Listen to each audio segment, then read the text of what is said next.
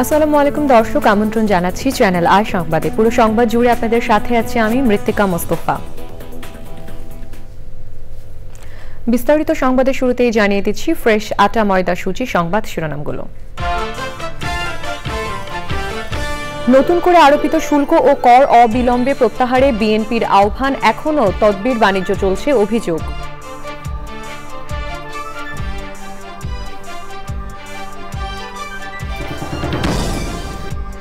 জুলাই ঘোষণাপত্র নিয়ে দল ও অংশীজনদের অভিমত চায় অন্তর্বর্তী সরকার। 23 জানুয়ারি পর্যন্ত চিঠি দিয়ে জানানো যাবে মতামত। গ্যাস লাইটার বিস্ফোরণে দগ্ধ জাতীয় কবির নাতি বাবুল কাজী, আশঙ্কাজনক অবস্থায় জাতীয় বার্ন ইনস্টিটিউটে ভর্তি।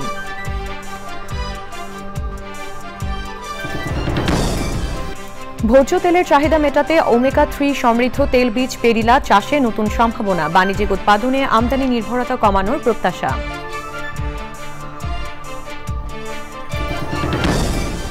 পরিবেশ ও প্রকৃতি রক্ষায় তরুণ প্রজন্মকে এগিয়ে আসার আহ্বান, নটরডেম কলেজ নেচার স্টাডি ক্লাবের সম্মেলনে পরিবেশ বান্ধব প্রযুক্তি বাস্তুতন্ত্র রক্ষায় গুরুত্বারোপ।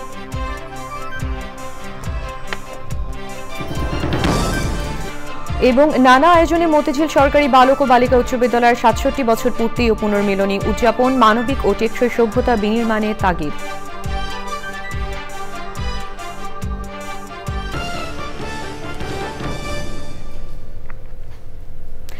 দর্শক, সংবাদ শিরোনামগুলো জানাচ্ছিলাম। এখনকার সংবাদ আয়োজন একই সঙ্গে চ্যানেল আয়ের ইউটিউব চ্যানেল এবং চ্যানেল আয়ের ওটিটি প্ল্যাটফর্ম আই স্ক্রিনে লাইভ স্ট্রিম হচ্ছে। যাচ্ছে বিস্তারিত সংবাদে। বিএনপি নেতারা বলেছেন, অন্তর্বর্তী সরকার অর্থনৈতিক ভিত্তি তৈরির দিকে মনোযোগ না দিয়ে শুল্ক ও কর আরোপ করেছে। তারা অভিযোগ করেছেন, সরকারের এই সমন্বয়হীনতা ও অদক্ষতা জনমানুষের দুর্ভোগ বাড়াচ্ছে। সরকারি কর্মকর্তা কর্মচারীদের মহার্ঘ ভাতা দেওয়ার সিদ্ধান্তের সমালোচনা করে বিএনপি নেতারা বলেছেন, এখনও সচিব পর্যায়ে তদবির বাণিজ্য বন্ধ করতে পারছেন না অন্তর্বর্তী সরকার। মইনুল হাসানের রিপোর্ট। দ্রব্যমূল্য বৃদ্ধি, শুল্ক ও কর নিয়ে বিএনপির অবস্থান বিষয়ে গুলশানে বিএনপি চেয়ারপারসন কার্যালয়ে সংবাদ সম্মেলন। বিএনপির নেতারা বলেছেন, জনগণের চাহিদা বিবেচনা না করে কর আরোপ করে সহজ উপায় বেছে নিয়েছে অন্তর্বর্তী সরকার। বিগত সরকারের লুটপাটের যে বাজেট, সেখান থেকে তারা সরে এসে তাদেরকে নিজস্ব একটা এই সময়ের জন্য যতদিন তারা থাকবে ক্ষমতায় একটা অন্তর্বর্তীকালীন বাজেট দেওয়া উচিত ছিল বলে আমি মনে করি।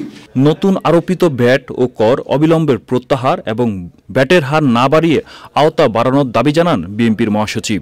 জনগণের চাহিদা বিবেচনায় আগামী বাজেট হওয়ার আহ্বান জানান তিনি। সরকার নীতি সুধার বাড়িয়ে মুদ্রাস্ফীতি নিয়ন্ত্রণের চেষ্টা করছে, কিন্তু বাংলাদেশের মতো দেশে শুধু নীতি সুধার বাড়িয়ে মুদ্রাস্ফীতি নিয়ন্ত্রণ করা সম্ভব নয়। একদিকে নীতি সুধার বাড়ানো, অন্যদিকে ভ্যাট বাড়ানো হচ্ছে। বলা বাহুল্য, এতে একদিকে যেমন অর্থনৈতিক প্রবৃদ্ধি কমবে, অন্যদিকে মুদ্রাস্ফীতি বাড়বে।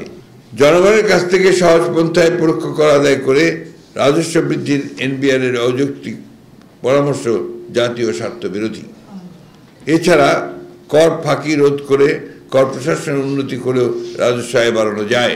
বর্তমান পরিস্থিতিতে মহার্ঘ ভাতা বাড়ানোর সিদ্ধান্ত বাড়াবাড়ি বলে সমালোচনা করেন বিএনপির মহাসচিব। আপনার মহার্ঘ ভাতা তো কিছুটা ইনফ্লেশন বাড়াবে, কিন্তু সাধারণ মানুষের তাদের তো আপনার কোনো আয় বাড়ছে না, এটা একটা সমস্যা। তো জবাবদিহিতা নিশ্চিত করলে আপনার অনেক সমস্যাই সমাধান হয়ে যায়। সংবাদ সম্মেলনে জনকল্যাণমূলক বিভিন্ন কর্মসূচি গ্রহণ ও দ্রুত নির্বাচন দিতে সরকারকে তাগিদ দেন বিএনপির নেতারা। Monirul Hasan, Channel I, Dhaka. BNP chairperson ও সাবেক প্রধানমন্ত্রী বেগম খালেদা জিয়ার জন্য দোয়া চেয়েছেন তার ছেলে তারেক রহমান।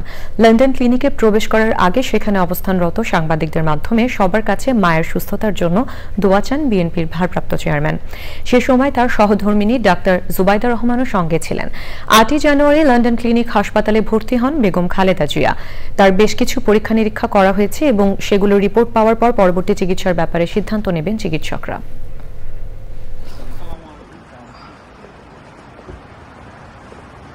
মায়ের কথা যখন বললেন, স্বাভাবিক দেশবাসীর কাছে তো একটাই বলবো, উনি দেশের নেত্রী, কাজেই দেশবাসীর কাছে অনুরোধ জানাবো সন্তান হিসেবে ওনার জন্য দোয়া করার জন্য।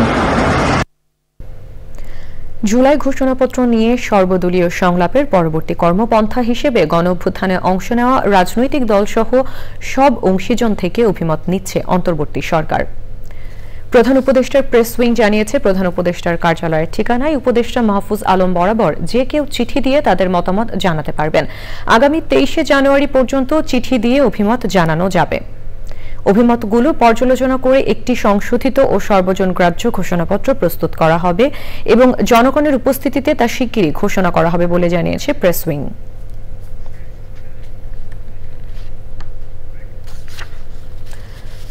রাজনীতিবিদদের দেশে দিন দিন বাড়ছে ভোজ্য তেলের চাহিদা। প্রয়োজনের তুলনায় উৎপাদন কম হওয়ায় বাড়ছে আমদানি ব্যয়। আমদানি ব্যয় কমানোর তাগিদ থেকে শেরেবাংলা কৃষি বিশ্ববিদ্যালয়ের অধ্যাপক ডক্টর এইচ.এম. তারিক হোসেন গবেষণার মাধ্যমে দক্ষিণ কোরিয়ায় তৈলবীজ গোল্ডেন পেরিলা চাষের সম্ভাব্যতা যাচাই করেছেন। ফলে দেশে তৈলবীজ হিসেবে পেরিলা চাষের সম্ভাবনা তৈরি হয়েছে। বিস্তারিত জানাচ্ছেন শাইখ সিরাজ। 2007 সালে প্রথম দক্ষিণ কোরিয়া থেকে গোল্ডেন পেরিলা বীজ সংগ্রহ করে গবেষণা করেন শেরেবাংলা কৃষি বিশ্ববিদ্যালয়ের কৃষিতত্ত্ব বিভাগের অধ্যাপক ডক্টর এইচ.এম. তারিক হোসেন। তিনি মনে করেন বাংলাদেশে ভোজ্য তেলের চাহিদা পূরণে উল্লেখযোগ্য ভূমিকা রাখতে পারে এই পেরিলা। ফলের বাগানে হতে পারে, আমরা পেঁপে বাগানে করে দেখেছি, পেয়ারা বাগানে করে ইন্টারক্রপিং হিসেবে এটা নেওয়া যায়। ইভেন রাস্তার ধারেও এটা ফেলে দিলে হয়। বাড়ির আঙ্গিনাতে অনেক পতিত জমি থাকে, সেখানে সে যদি লাগায় বাড়তি একটা তেল পাবে। লোকাল যে ঘানি, এই ঘানিতে ভাঙিয়ে রেখেছি, 10 কেজি বীজে আপনার প্রায় 4 কেজি তেল চলে আসে।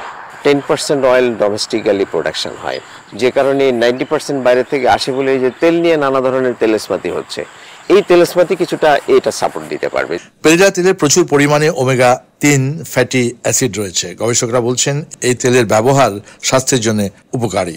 ওমেগা 3 হচ্ছে স্যার, এটা হচ্ছে আমরা বাংলাদেশে 51% পেয়েছি, আর ইন্টারন্যাশনাল স্ট্যান্ডার্ড 50 থেকে 60, যেটার জন্য হার্টের জন্য বলেন, ব্লাড প্রেশার বলেন, অ্যান্টি এজিং বলেন, এগুলোর পারপাসের জন্য ওমেগা 3 অ্যাসিডের গুণাগুণ অতুলনীয়। 2020 সালে জাতীয় বীজ বোর্ড সাউথ কোরিয়ান ভ্যারাইটির সাউ পেরিলা 1 জাতটি নিবন্ধন দেয় এবং স্থানীয় কৃষকদের জন্য অবমুক্ত করা হয়। কতটুকু জমিতে করলেন? 12 একর আমার টার্গেট ছিল। আপনার টোটাল ইনভেস্টমেন্ট কত ছিল? আপনি তেল এবং সিড হিসেবে যা বিক্রি করলেন সেটাতে কি আসলো? খরচ হয়েছিল আমার 7 লাখের মতো। প্রকৃত আমার টার্গেট ছিল 12 লাখ, কিন্তু রানিং অ্যামাউন্ট ছিল 8.5 লাখের মতো। আচ্ছা, স্যাম্পল হিসেবে কিছু বীজ পাঠিয়েছি আমরা। কোথায় পাঠিয়েছেন? কোরিয়াতে গিয়েছে এবং চীনে গিয়েছে। এশিয়ার বিভিন্ন দেশে বহু আগ থেকেই স্বাস্থ্যসম্মত উপাদেয় একটি তেল হিসেবে ব্যবহার হয়ে আসছে খাবার জন্য। আমাদের দেশে সম্প্রতি এর গবেষণা শুরু হয়েছে এবং ইতিমধ্যেই কৃষক পর্যায়ে কিছু কিছু বীজ বিতরণ করা হয়েছে। এই পেরিলা যদি গবেষণা সফল হয় তাহলে আগামীতে ভোজ্য তেলের চাহিদার কিছুটা কমাবে। ঢাকার শেরেবাংলা কৃষি বিশ্ববিদ্যালয় থেকে শাইখ সিরাজ, চ্যানেল। এই নিয়ে বিস্তারিত প্রতিবেদন প্রচার হবে আজ রাত 9টার সংবাদের পর হৃদয় মাটিও মানুষ অনুষ্ঠানে। পরিবেশ, বন ও জলবায়ু পরিবর্তন উপদেষ্টা সৈয়দা রিজওয়ানা হাসান বলেছেন, পরিবেশ ও প্রকৃতি রক্ষায় তরুণ প্রজন্মকে এগিয়ে আসতে হবে। নটরডেম কলেজ নেচার স্টাডি ক্লাবের 15তম জাতীয় প্রকৃতি সম্মেলন ও শিশুদের 3য় প্রকৃতি সম্মেলনের উদ্বোধনীতে পরিবেশ বান্ধব প্রযুক্তি ও জীবনাচার নিশ্চিত ও বাস্তুতন্ত্র রক্ষায় জোর দেন বক্তারা। জীববৈচিত্র্য ও পরিবেশ সংরক্ষণে দীর্ঘদিনের নিরবচ্ছিন্ন কার্যক্রমের স্বীকৃতিস্বরূপ আজীবন সম্মাননায় ভূষিত হয়েছেন প্রকৃতি বন্ধু বীর মুক্তিযোদ্ধা মুকিত মজুমদার বাবু। আলিম আলরাজের রিপোর্ট। অর্ধশতাধিক প্রতিষ্ঠানের 1200 শিক্ষার্থী, চিত্রাঙ্কন, গ্রিন ইভেন্ট, গ্রিন ডিবেট কিংবা পরিবেশ বান্ধব প্রযুক্তি ও উদ্ভাবনের প্রদর্শনী। 15তম জাতীয় প্রকৃতি সম্মেলনের শুরুর দিনে উৎসবের আমেজে নটরডেম কলেজ ক্যাম্পাস। ভবিষ্যৎ নাগরিক শিক্ষার্থীরা দিচ্ছেন সচেতনতা ও পরিবর্তনের বার্তা। হাইড্রোপনিক্স অ্যান্ড অ্যাকোয়াপনিক্স, এটাতে হচ্ছে গিয়ে আমাদের সয়েলও লাগবে না, ইফিশিয়েন্ট ওয়াটার ইউজফুলি ইউজ হবে। ইভেন কি আমরা হচ্ছে গিয়ে মানে একটা প্রসেস দিয়ে 2-3টা হচ্ছে গিয়ে কাল্টিভেশন একসাথে করতে পারবো। উইন্ড মিলটা আমাদের বাংলাদেশে ইউজ করলে আমাদের হাইওয়েজের এক্সট্রা যে খরচগুলো লাগবে না। প্লাস্টিকের জায়গায় অন্য কিছু আবিষ্কার করা, প্লাস্টিকের আমরা খারাপ দিকগুলি বর্জন করে কিভাবে প্লাস্টিক আমরা ভালো দিকেও আমরা ইউজ করতে পারি। মানুষ সচেতন হতে পারে যে সাউন্ড পলিউশন অ্যাকচুয়ালি কি জিনিস দিয়ে ঘটে আর এগুলো আমাদের কমাতে পারে। প্রতিনিয়ত দখল দূষণে ধুঁকতে থাকা ধরিত্রী রক্ষায় দীর্ঘমেয়াদী উদ্যোগে গুরুত্বারোপ করেছেন বক্তারা। ঢাকা এবং ঢাকার বাইরে প্রায় 12টা জেলা থেকে 1200 প্লাস প্রতিযোগীর উপস্থিতিতে আমরা এই আয়োজন করছি। গ্রিন রিপোর্টিং নামে একটা নতুন ইভেন্ট আমরা রেখেছি, যেখানে বাংলাদেশের বিভিন্ন জেলার পরিবেশগত সমস্যাগুলো আমাদের শিক্ষার্থীরা চিহ্নিত করেছে। When Bangladeshi people themselves will be self-reliant and self-confident to clear the nature, conserve the nature and sustain the environmental facts and knowledges, only then the real conservation in Bangladesh can sustain. আমরা বসেছি শিক্ষার্থীদের সাথে, বসেছি শিক্ষকদের সাথে, কিভাবে আমরা আমাদের এই পরিবেশের প্রতি আমাদের ভালোবাসা জন্মাতে পারি আমাদের শিক্ষার্থীদের মধ্যে, কিভাবে আমাদের যে ক্যাম্পাস আছে এই ক্যাম্পাসটা কিভাবে আমরা আরো সেই প্রকৃতি বান্ধব করতে পারি। মুক্তিযুদ্ধের চেতনায় উদ্বুদ্ধ হয়ে প্রকৃতি রক্ষায় তরুণ প্রজন্মকে এগিয়ে আসার পাশাপাশি বাসযোগ্য পৃথিবী গড়তে সবুজায়নের উপর গুরুত্বারোপ করেন বিশিষ্টজনরা। এই প্রকৃতি পরিবেশ যদি ভালো না থাকে আমরা যে ভালো থাকবো না সেটা কিন্তু দিন দিন আমরা বুঝতে পারছি। প্রকৃতিকে এমনভাবে অ্যাবিউজ করছি যে আমাদের কারণে দিন দিন প্রকৃতি রুগ্ন হয়ে যাচ্ছে। সুতরাং পরিবেশ প্রকৃতিকে ভালো রাখতে হলেও কিন্তু আমাদের এক হতে হবে, একসাথে হাতে হাত মেলাতে হবে, তাহলেই কিন্তু আমরা একটা ভালো কিছু অর্জন করতে পারবো। যারা তরুণ তরুণী তারা এদের পক্ষেই কিন্তু সবসময় নানা পরিবর্তন ঘটেছে এবং এই তরুণ সমাজ যখন এগিয়ে আসবে তখনই কিন্তু আমাদের এই দেশটা ভালো থাকবে এবং আমরা ভালো থাকব। তা আসুন আমাদের আজকে এই অনুষ্ঠানে একটি অঙ্গীকার আমরা করি যে আমরা আমাদের যার যতটুকু ক্ষমতা আছে সেইটুকুর সাথে মমতা মিশিয়ে আমরা যেন এগিয়ে আসি। Today we don't have rivers that give potable water to our children, and this is all result of the wrongdoings that we all have done, our generation has done. We have to protect our air, we have to protect our soil, we have to protect our water. Any development that does not protect the soil that gives us food, the water that we have to drink every day, the air that we have to breathe every second is not a development. জীববৈচিত্র্য ও পরিবেশ সংরক্ষণে মুকিত মজুমদার বাবু ছাড়াও আজীবন সম্মাননায় ভূষিত হয়েছেন মিজানুর রহমান ভূঁইয়া এবং doctor father হেমন্ত Piyush Rosario. আয়োজনের সহযোগী পরিবেশ অধিদপ্তর, IUCN, বন অধিদপ্তর এবং প্রকৃতি ও জীবন ফাউন্ডেশন সহ 12টি প্রতিষ্ঠান। সম্মেলনের মিডিয়া পার্টনার চ্যানেল আই। আলিমান রাজি, চ্যানেল আই, ঢাকা। দিনব্যাপী আনন্দ, খুনসুটি, স্মৃতিচারণ সহ নানা আয়োজনে পালিত হয়েছে মতিঝিল সরকারি বালক ও বালিকা উচ্চ বিদ্যালয়ের 67 বছর পূর্তি ও পুনর্মিলনী। 2 দিনের আয়োজনে যোগ দিয়ে স্মৃতিচারণ করেছেন দেশ বিদেশ থেকে আসা হাজারো প্রাক্তন শিক্ষার্থী। বিশ্বায়ন ও চতুর্থ শিল্প বিপ্লবের এই যুগে মানবিক ও টেকসই সভ্যতা বিনির্মাণে গুরুত্বারোপ করেন তারা। সৈয়দ অদিতের রিপোর্ট। স্কুলের পূর্তি যেমন 67 বছর, তেমনি প্রাক্তন অনেক শিক্ষার্থী পেরিয়েছেন 60-এর গণ্ডি। পরন্ত বেলায় কৈশোরের দুরন্ত দিনের স্মৃতি বিস্মৃতির দোলাচালে পুরো ক্যাম্পাস যেন স্মৃতির বর্ণিল ক্যানভাস। নাগরিক কর্মব্যস্ত জীবনে ভালোবাসা আর প্রিয়জনের নৈকট্য যখন সোনার হরিণ, তখন পুরনো বন্ধুদের পেয়ে আপ্লুত প্রতিক্রিয়া প্রাক্তনদের। সবাই আজকে কিন্তু ছাত্র হয়ে এখানে চলে আসছে, ওই অতীত দিনের কথা চিন্তা করে। এখন কিন্তু আর কারো বয়স 50, 60, 70 বছর নাই, সবাই কিন্তু 14-15 বছরের সেই স্কুল জীবনে আমরা ফিরে চলে আসছি। এই 67 বছরের পুনর্মিলন উপলক্ষে এই যে আমরা এক হয়েছি, এটা একটা বিরাট ব্যাপার এবং এই অনুভূতি আসলে একটা অন্যরকম অনুভূতি। কারণ আমরা যখন এখানে পড়তাম এই স্কুলে তখন কিন্তু আমরা সবই বালক, এখন কিন্তু বৃদ্ধ হয়ে গেছি। সুতরাং এই চেহারার ওই চেহারার মধ্যে কিন্তু অনেক পার্থক্য, কিন্তু এই মাঠ, এই স্কুল সব কিন্তু একই আছে। এমনিতে স্কুলে আসলেই ভালো লাগে, আজকে তো আরও স্পেশাল। স্কুলের উত্তরোত্তর সাফল্য কামনা করি। স্কুলে অনেকগুলো ভালো ভালো ছেলেপেলে আমাদের এখানে আমাদের পাস আউট করেছে এবং আমরা চাই যে এই স্কুলটা আরও ভালো করুক। যে কোনো ছাত্রেরই পুরনো স্কুলে আসাটা একটা বিরাট সৌভাগ্যের ব্যাপার। আর আমরা এখানে শুধু স্কুলে আসা না, সাথে বন্ধুরা আসছে। সো স্কুল এবং তার স্মৃতি আমরা আসলে এখন আজকের দিনে নাই, 2025-এ নাই, আমরা অনেক পিছনে 50 বছর আগে চলে গেছি। আমরা সবাই একসাথে বড় হয়েছি। আমি সেই সুদূর পশ্চিম আমেরিকা থেকে আসছি এই রিইউনিয়ন উপলক্ষে সবার সাথে গেট টুগেদার করার জন্য। আমি চাই আগামী ভবিষ্যতে আমাদের ছেলেপেলেরা আরও বড় হোক এবং তারা স্কুলটাকে আরও সম্মানের দিকে নিয়ে যাক। তবে স্কুল জীবনের বন্ধুত্বের কাছে বয়স যখন হার মানে, তখন আরেকবার তারুণের স্বাদ ফিরে পাওয়ার আকুতি জানান দেয় সম্প্রীতি ও মানবিক বিশ্ব বিনির্মাণের প্রয়োজনীয়তা।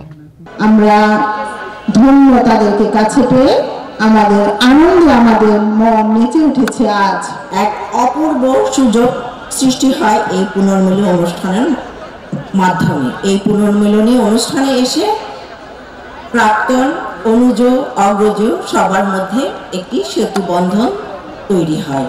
সেন্ট্রাল নামটা ছিল তখনও Motijheel government boys out school হয় না। একটা সময় ছিল সেন্ট্রাল গভর্নমেন্ট স্কুল ছিল বাংলাদেশের বেস্ট স্কুল। জন্মে থেকে আমাদের এই স্কুল আমাদের প্রিয়। আমরা হৃদয়ে ধারণ করি এই মতিঝিল সেন্ট্রাল গভর্নমেন্ট স্কুলকে। এই ধরনের অনুষ্ঠান অত্যন্ত গুরুত্বপূর্ণ আমাদের ব্যক্তিগত জীবনে, সামাজিক জীবনে, জাতীয় জীবনে। এর মধ্য দিয়ে অনেক নতুন চিন্তাভাবনা সামনে আসে, অভিজ্ঞতা পর্যালোচনা হয়। এই ব্যাপারগুলো আমাদের জাতীয় জীবনে, রাষ্ট্রীয় জীবনে সর্বজনের জন্য খুব কল্যাণকর। চেনা গণ্ডি আর প্রাণের টানে 1958 সালের পর থেকে সদ্য সাবেক সহ 2000 শিক্ষার্থী অংশ নিচ্ছেন পুনর্মিলনীতে। সৈয়দ অদিত, চ্যানেল আই, ঢাকা।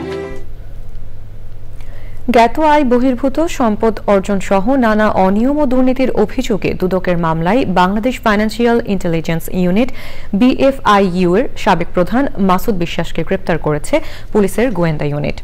সকালে দুদকের মামলায় মিরপুর 10 নম্বর এলাকা থেকে তাকে গ্রেপ্তার করে ডিবি। গ্রেপ্তারের পর দুদকের প্রধান কার্যালয়ে প্রায় 1.5 ঘণ্টা জিজ্ঞাসাবাদ শেষে তাকে আদালতে পাঠানো হয়েছে। তাকে 5 থেকে 10 দিনের রিমান্ডে চাইবে দুদক।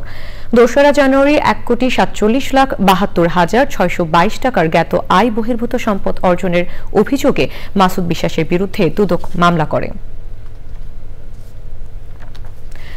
গ্যাস লাইটার বিস্ফোরণে দগ্ধ জাতীয় কবি কাজী নজরুল ইসলামের কনিষ্ঠ নাতি বাবুল কাজীর চিকিৎসায় 13 সদস্যের মেডিকেল বোর্ড গঠন করেছে ঢাকার জাতীয় burn and plastic surgery institute.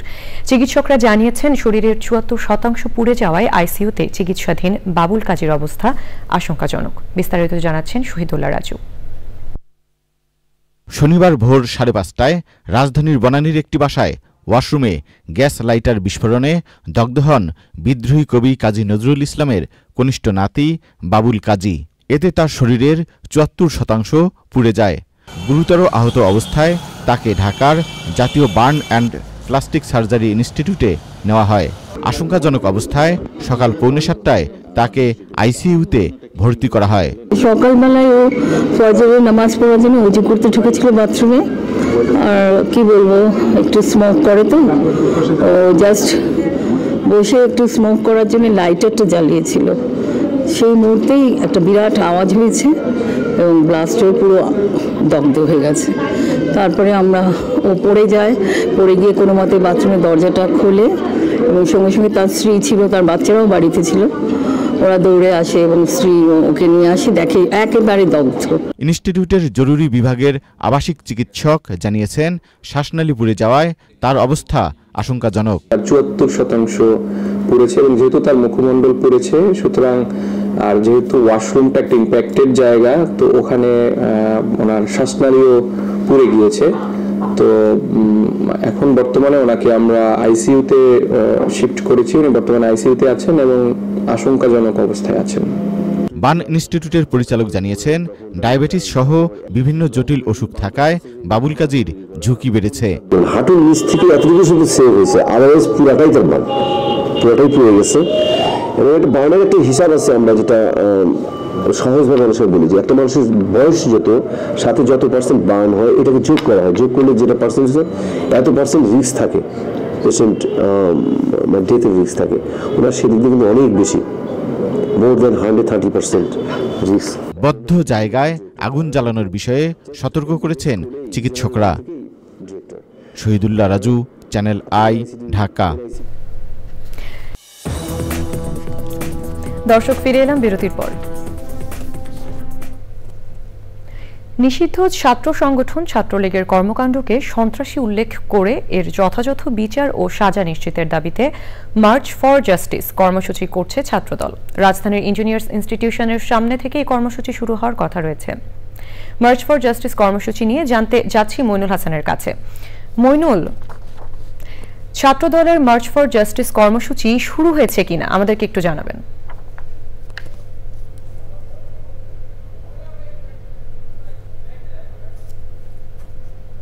যে সন্ত্রাসী কার্যক্রম ছিল, অরাজকতা ছিল, সেই সন্ত্রাসী কার্যক্রমের বিচারের দাবিতে মূলত ছাত্রদল গতকাল কিন্তু মার্চ ফর জাস্টিস একটি কর্মসূচি ঘোষণা করছে। সেই কর্মসূচির ধারাবাহিকতা কিন্তু আজ ইঞ্জিনিয়ারিং ইনস্টিটিউট থেকে তাদের এই কর্মসূচি তারা মিছিল বের করে তারা কেন্দ্রীয় শহীদ মিনার পর্যন্ত অগ্রসর হবে। সেই মিছিলে অংশগ্রহণ করার জন্য কিন্তু আপনারা দেখছেন ছাত্র দলের কিন্তু অনেক মানুষ এখানে আসেছে এবং হচ্ছে তারা এই যে রাষ্ট্র কর্মসূচি আছে সেই কর্মসূচি অংশগ্রহণ করতে চাচ্ছে তারা। এবং ছাত্রলীগের যে সন্ত্রাসী দল ছিল তাদেরকে শাস্তির দাবিতে এবং নানা বিষয়ের দাবিতে তারা মূলত এই কর্মসূচি পালন করছে বলে আমরা জানতে পেরেছি। আমরা একটু এখানকার এক ছাত্রদলের কর্মসূচি লোকের সাথে কথা বলতে চাচ্ছি। আপনাদের যে কর্মসূচি সেই কর্মসূচির মানটা কি, অথবা সামনে আপনারা কি পদক্ষেপ নিচ্ছেন?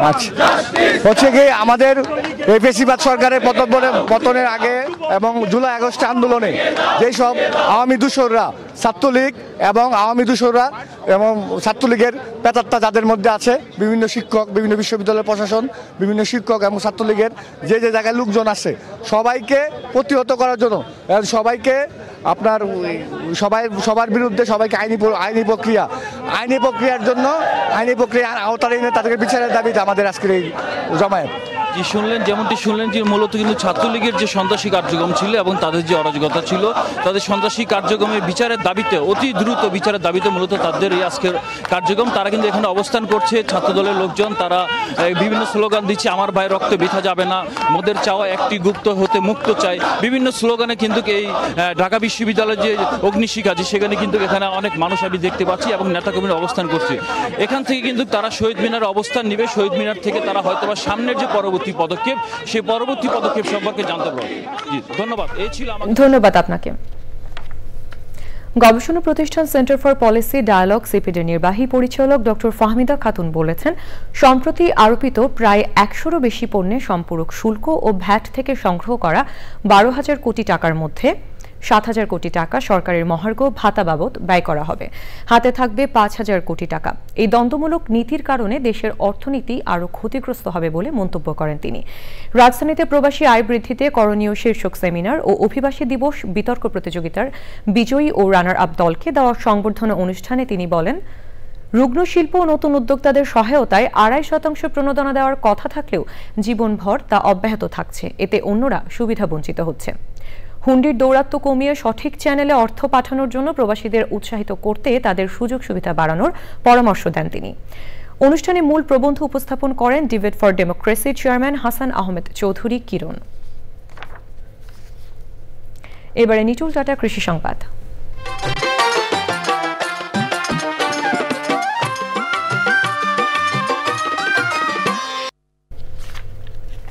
বাম্পার ফলনের আশায় ফরিদপুরের কালো সোনা নামে খ্যাত পেঁয়াজ বীজ আবাদ শেষ হয়েছে। গত বছরের চেয়ে এবছর লাভের আশায় বেশি জমিতে পেঁয়াজ বীজ আবাদ করেছেন চাষিরা। সার্বক্ষণিক পরিচর্যায় পেঁয়াজ বীজ এবছর বাম্পার ফলন হওয়ার পাশাপাশি ভালো দাম পাওয়ার আশা চাষিদের। এখন দেখবেন প্রকৃতি সংবাদ।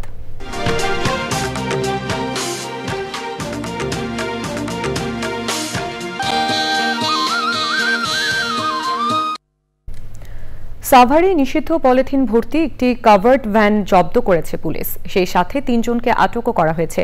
পুলিশ জানিয়েছে, সাভারের নামাবাজার এলাকায় গোপন সংবাদের ভিত্তিতে অভিযান পরিচালনা করে নিষিদ্ধ পলিথিন ভর্তি কাভার্ড ভ্যানটি জব্দ করা হয়। আটকদের বিরুদ্ধে মামলা করেছে পুলিশ। সাভার মডেল থানার ওসি জুয়েল মিয়া জানান, অভিযানে 2 টনের বেশি নিষিদ্ধ পলিথিন জব্দ করা হয়েছে। দর্শক, এবারে খেলার খবর। সবশেষে ফ্রেশ আটা ময়দা সূচি সংবাদ শিরোনামগুলো জানিয়ে দিচ্ছি আরও একবার। নতুন করে আরোপিত শুল্ক ও কর অবিলম্বে প্রত্যাহারে বিএনপির আহ্বান, এখনও তদবির বাণিজ্য চলছে অভিযোগ।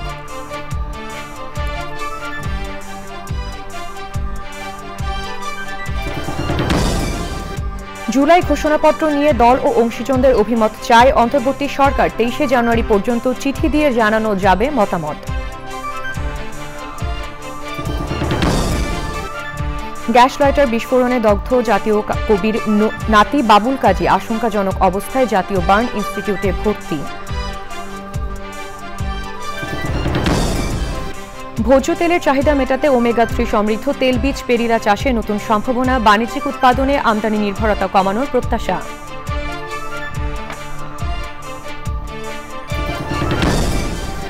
পরিবেশ ও প্রকৃতি রক্ষায় তরুণ প্রজন্মকে এগিয়ে আসার আহ্বান, নটরডেম কলেজ নেচার স্টাডি ক্লাবের সম্মেলনে পরিবেশ বান্ধব প্রযুক্তি, বাস্তুতন্ত্র রক্ষায় গুরুত্বারোপ।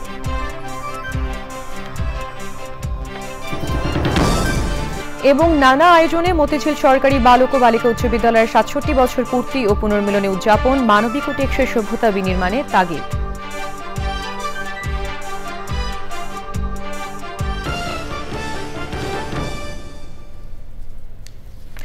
দর্শক, এই ছিল এখনকার সংবাদ। সবাইকে সাথে থাকার জন্য ধন্যবাদ।